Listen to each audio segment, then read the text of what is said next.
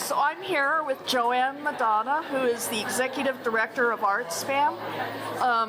Congratulations on a beautiful show. It just looks wonderful. Can you tell us a little bit about what the show Selections is all about? Selections is an annual event where we ask all of our ArtSpam members to submit a body of work.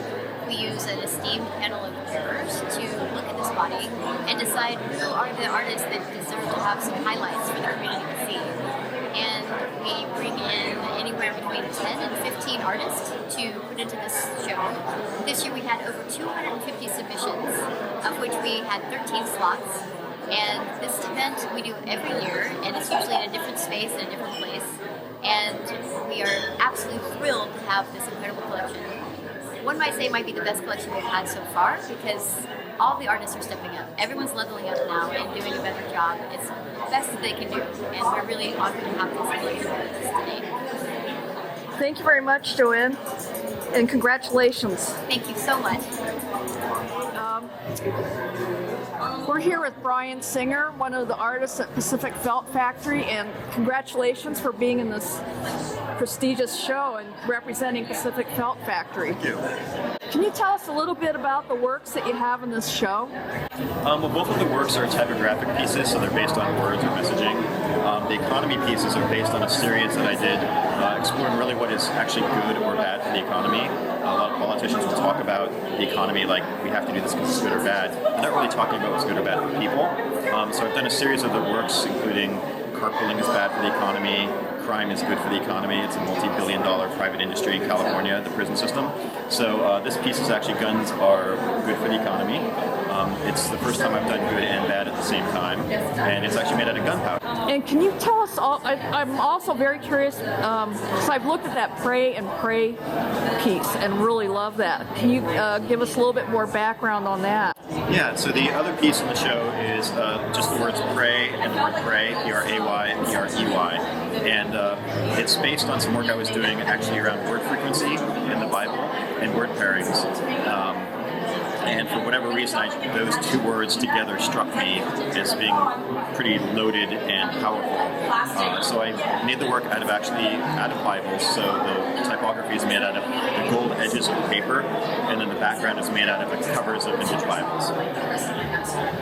How do you think that having a space at PFF has helped your work? I think having the space at PFF has dramatically changed my work. It's allowed me to work a lot bigger instead of like on my coffee table. But I also think just being around other artists, part of the reason why I wanted to move out of my living room was because I needed to see and be around other artists. And so just the community and people I've been able to talk to, learn from them, hopefully show them what I'm working on. I think it makes me a better artist, or it makes me a better person at least. But I've really enjoyed having a studio there. Well, I love being your neighbor. So anyway, congratulations on being in this show, and thank you for agreeing to this interview. Oh, thank you so much. Okay, we're here with Rodney Ewing, who's one of our studio neighbors at Pacific Felt Factory. Congratulations, Rodney, on being in this show. Thank you so much. It's an honor to be here. There's so many talented artists in this show. I feel really humbled just to be amongst all of them. Can you tell us a little bit about this series? So the work I have here is from two different series. So the one piece to my right, your left, and the bottom piece to my left, your right, are from a series I just finished. I had an exhibit with Monica Lundy called, the project was called Untethered, Stories from the Fillmore.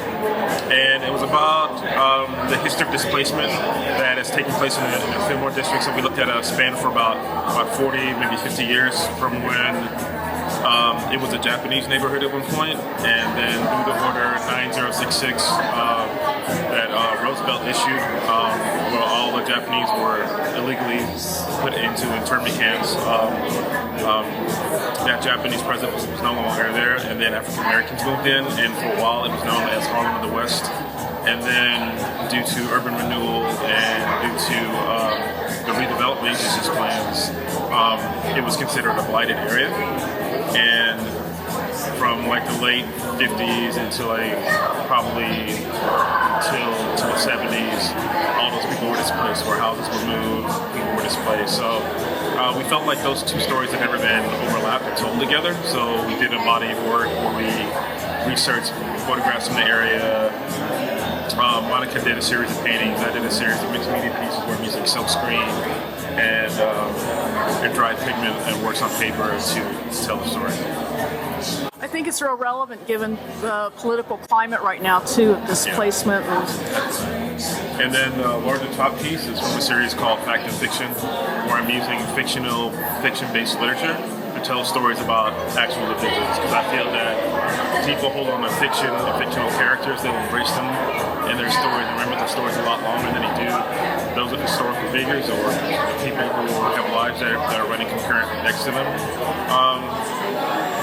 So I was always interested in sort of telling the stories that happen between the lines, and I was looking for a way where I could tell it in a new way that was fresh to the viewer. So if I can combine literature and sometimes even literature that people are fond of or have memories around or they were profound to them, and also pair that with an image that they may or may not know, and so they can take a look at that person's lives in a different light.